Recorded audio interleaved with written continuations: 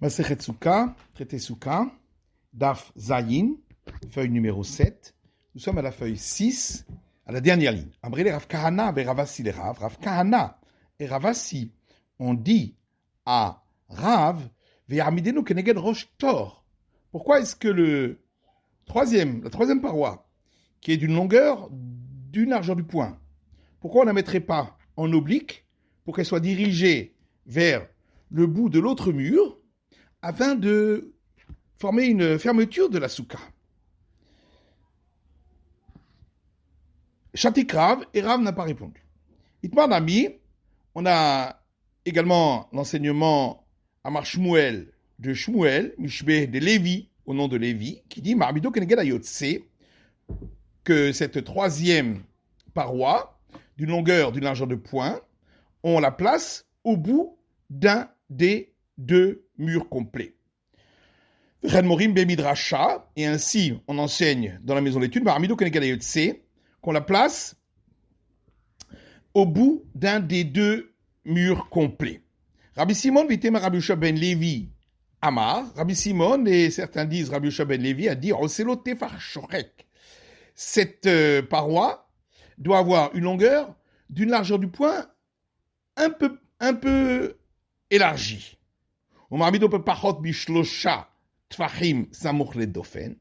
Et on la place à moins de 3 largeurs du poing du bout d'un des deux murs complets. Et toute distance qui fait moins, tout espace qui fait moins que 3 fois la largeur du poing, donc à partir de la fin de ce mur, est considéré comme la suite, comme s'il n'y avait pas d'espace. Et donc ça fait 4 largeurs du poing en tout. Et c'est donc que la majorité de la mesure minimale d'une souka qui est de 7 largeurs du poing. Amaravuda souka suya kemavoy kshera. Ravuda dit une souka qui est faite comme une ruelle, c'est-à-dire constituée de 2 parois parallèles, c'est valable. Et la troisième paroi qui a une longueur d'une largeur du poing, on peut la mettre à un des 4 côtés, donc des 4 bouts de ces 2 murs. Rabbi Simon, Vitema Rabbi Yosha ben Levi Amar, Rabbi Simon, et certains disent Rabbi Yosha ben Levi, lui a dit Oselo pas arba'a. Il faut faire une planche longue de 4 largeurs du poing, ou machéou, et un petit peu plus. Et le placer à moins de 3 largeurs du poing du bout d'un de ces 2 murs complets, à partir du moment où l'espace fait moins de 3 largeurs du poing à partir du bout du mur, c'est considéré comme si c'était la suite, comme s'il n'y avait pas d'espace. Et donc ça fera en tout 7 largeurs du poing, qui est la mesure minimale du côté d'une souka. Alors, je me demande pourquoi, là-bas, concernant lorsqu'il y avait 2 murs complets qui formaient un angle, on a dit qu'il suffit que le troisième mur soit d'un peu plus d'une largeur du poing. Et pourquoi ici on demande un mur qui fait 4 largeurs du poing, et même un peu plus. On répond que là-bas, étant donné que les 2 murs complets se touchent et forment un angle, donc il n'y a pas d'ouverture entre les deux, c'est pourquoi il suffit d'un troisième mur qui fait légèrement plus que une largeur de poing. Mais ici, il n'y a pas 2 murs qui se touchent, ils sont parallèles et donc c'est ouvert des 2 côtés. C'est pourquoi, si on a fait un troisième mur qui a une longueur de 4 largeurs du poing, effectivement, c'est valable, mais sinon, non. Rav a dit que lorsqu'on a autorisé de mettre une planche d'une largeur du poing, c'est seulement si cette planche-là forme un encadrement de porte, c'est-à-dire 2 barres verticales qui font chacune une demi-largeur de poing, et par-dessus, un fil ou une barre horizontale qui va de l'un à l'autre et qui passe par-dessus les deux barres verticales. Une autre version qui dit, Rava a dit qu'on peut également autoriser la troisième paroi de n'être que, en étant que un encadrement de porte, sans qu'il y ait la planche d'une largeur du poing. Ikadamre, il y a encore une troisième version. Amar Rava dit, qu'en plus de la planche qui fait une largeur du poing, qu'on met à moins de 3 largeurs du poing du bout du mur, il faudra ajouter encore un encadrement de porte pour terminer le mur jusqu'au bout. Ravashi a rencontré Rav Kahana. Il avait donc fait pour la troisième paroi donc un mur de une largeur du poing et un tout petit peu plus, et en plus un encadrement de porte. Il lui a dit, mais est-ce que le maître n'est pas d'accord avec ce que Rava a dit, que c'est permis également avec un encadrement de porte, mais on n'a pas besoin de faire les deux. Il a dit, moi je pense comme l'autre version de Rava, et d'après cette version, Rava a dit, en plus, il faut également un encadrement de porte. Donc on a dit que la souka est autorisée avec 2 murs complets qui se touchent à un angle et en plus un petit mur de une largeur de poing. Le Shabbat. Rava dit, c'est pareil concernant les interdits du Shabbat pour la souka le jour du Shabbat qui tombe à Sukkot.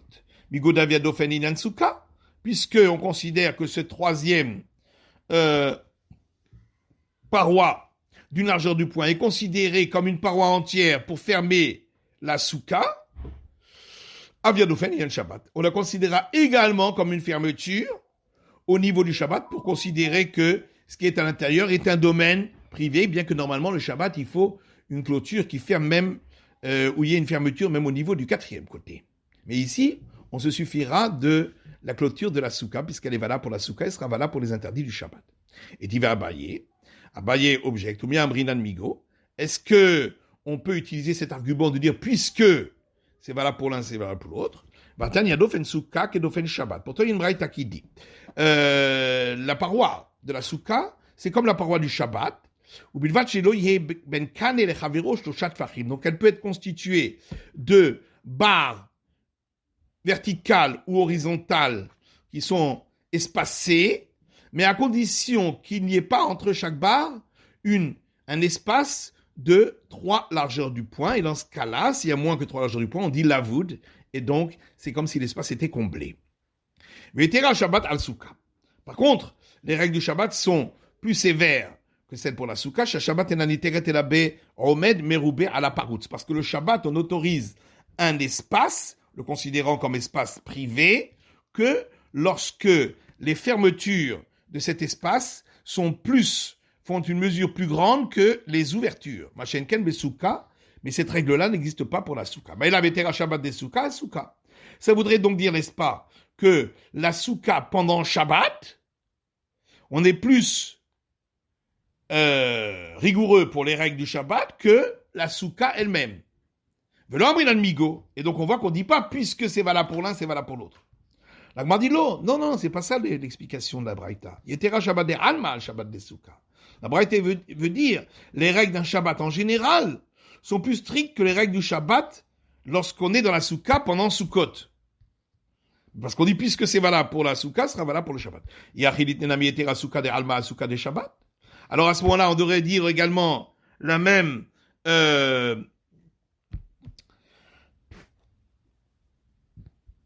chose dans le sens inverse, en disant que la souka en général, on est plus rigoureux pour que la souka pendant Shabbat. Puisque pour la souka en général, on a besoin d'un troisième mur qui fait une longueur d'une largeur de poing et même un peu plus, même lorsque les deux murs sont en parallèle, les deux murs complets, et le souka de Shabbat, alors que la même souka, le Shabbat, le Baya, Tefar Shorek, on n'aurait pas besoin que le troisième mur fasse une largeur d'un peu plus de la largeur du point, Vesagi Belechi, il suffirait juste d'une barre verticale, puisque c'est considéré comme une fermeture au niveau du Shabbat. De'at ou d'amart, puisque c'est toi-même qui as dit, si Kechal Gabe Mavoy Sheshlo Lechi, s'il a mis un toit de chaume pour une souka au-dessus d'une ruelle où il y a une barre verticale pour fermer une des deux ouvertures de chaque côté, caché, c'est valable. Et la Gemara répond à Oulo Itzrachale. Dire cela, on n'avait pas besoin. Si déjà, on dit cet argument que puisque c'est valable pour l'un, c'est valable pour l'autre, même lorsqu'on passe d'une règle pour quelque chose de léger, c'est-à-dire pour la souka, où c'est uniquement une obligation, un commandement positif, pour autoriser même au niveau du Shabbat, où là c'est un commandement négatif pour lequel on peut arriver même à la sanction de la lapidation, à plus forte raison dans l'autre sens, où on va utiliser une règle du Shabbat, ou qui est très grave, pour la souka, où c'est beaucoup plus léger. Goufa, alors on reprend cet enseignement. Amar Rabba, Rabba dit, si il a mis un toit de chaume sur une ruelle, alors qu'il y a au bout une barre verticale, Kshera, c'est valable quand c'est Shabbat. Amar Rabba, si Kechal Gabe passé Bira Ot Kshera. Et Rabba dit encore que s'il a mis un toit de chaume sur des dièdres qui autorisent de porter de l'eau qui se trouve dans un puits, donc qui est considéré comme domaine privé, pour le sortir à l'extérieur, pour donner à manger, pour donner à boire aux animaux, pour ceux qui montaient au fait de pèlerinage. Puisque c'est considéré comme un domaine privé, grâce à ces dièdres, de chaque côté, aux quatre côtés, le Shabbat, ce sera aussi valable pour la Souka. Utsecha. En vérité, j'ai besoin des trois enseignements que Rabba a donnés ici. Si on avait uniquement l'enseignement concernant la ruelle où on autorisait le Shabbat de Sukkot, la Souka, même lorsqu'il y a seulement une barre verticale au bout, je me dis qu'acheter les fanot marialta, parce que je redis, parce que là, il y a deux murs entiers. Aval gabe pasibiro de les cacheter les fanot marialta. Mais dans le cas des quatre dièdres, aux quatre coins, où il n'y a pas de mur entier du tout, et malo, j'aurais pu croire que non. Si Rabba m'avait enseigné uniquement pour les dièdres autour des puits, les quatre dièdres, je me dis Kachem Arbar des Fanot, parce que là-bas, au moins, il y a une ébauche des quatre parois. Aval Sikech Al-Gabe Mavoy de les Kachem Arbar des Fanot, alors que dans le cas où il a mis un toit de chaume sur une ruelle, où là, il n'y a pas du tout d'ébauche des quatre côtés, il n'y a que deux murs entiers. Et malo, j'aurais pu croire que non. Et si on m'avait enseigné que ces deux cas-là, j'aurais dit, mais Hamirta et Kilta. Effectivement, on peut utiliser une autorisation qu'on a fait pour une règle très grave du Shabbat, pour l'utiliser pour la règle beaucoup plus légère des règles de la Souka, qui est un commandement beaucoup plus léger. Aval Mikilta de Hamirta et malo. Mais j'aurais pu croire que dans le sens inverse, non. C'est pourquoi j'ai besoin du troisième enseignement de Rabba qui disait que le troisième mur qui forme une largeur du poing et un peu plus, qui est valable pour la Souka, on l'utilisera également pour le Shabbat, lorsque c'est Shabbat à Sukkot. Donc la Mishnah disait que une Souka dont le toit de chaume, la lumière qui passe à travers est plus que l'ombre, alors c'est pas valable. Alors nos sages ont enseigné que c'est uniquement lorsque la lumière passe à travers le toit de chaume, mais pas la lumière, on regarde pas la lumière qui passe à travers les murs. Rabbi Yoshi Omer, Rabbi Yoshi dit, oui, on regarde également la lumière qui passe à travers les murs, qu'elle ne soit pas plus que l'ombre de ces murs. Amar Avimar Bar Shlamia Mishme de Abaye, Maïtama de Rabbi Yoshia. Rabbi Yimar, fils de Shlomi, a dit au nom d'Abaye, c'est quoi la raison de Rabbi Yoshia? Parce qu'il est écrit, Vesakota al Aaron et aparochet. Concernant le tabernacle, tu couvriras sur l'arche sainte le rideau. Parochet mechitza. Or, le rideau, c'est que une espèce de paroi. C'est vertical. Vekakaya chamana sracha. La Torah a appelé ça couvrir par-dessus comme pour la souka. Alma mechitza kisrach ba'inan. Et donc, les mêmes règles qu'on a dites pour le toit de chaume qui couvre par au-dessus, on doit les dire également pour les parois verticales. Verabanan, alors que les sages disent Aoud de Nirhouf B pour Tan et Mirze Kisrach. Ils disent que le verset là-bas est venu dire que le rideau doit également être légèrement recourbé pour être un petit peu à l'horizontale, pour être un petit peu comme un toit de chaume. Amar Abaye. Rabbi Rabbi Yoshia, Rabbi Yehuda, Rabbi Shimon, Rabban Gamliel, Bet Shammai, Rabbi Eliezer, Achrim Kulus, Viraleu Suka Dirat Keva Bainan.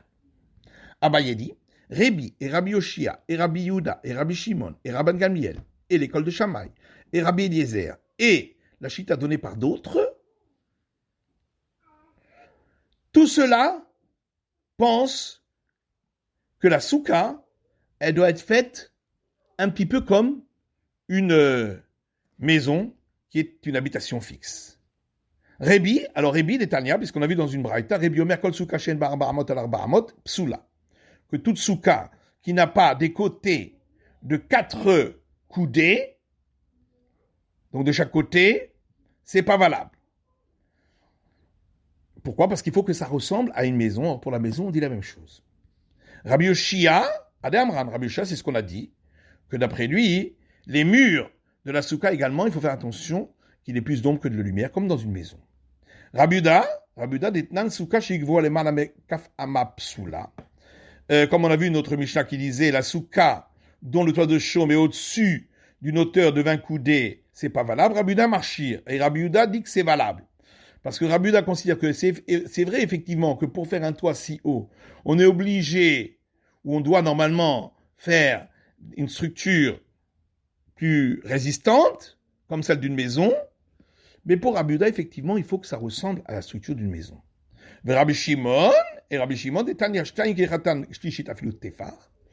une braïta qui dit, les parois de la souka, c'est 2 murs entiers qui se touchent, et le troisième, même s'il fait que la longueur d'une largeur du poing.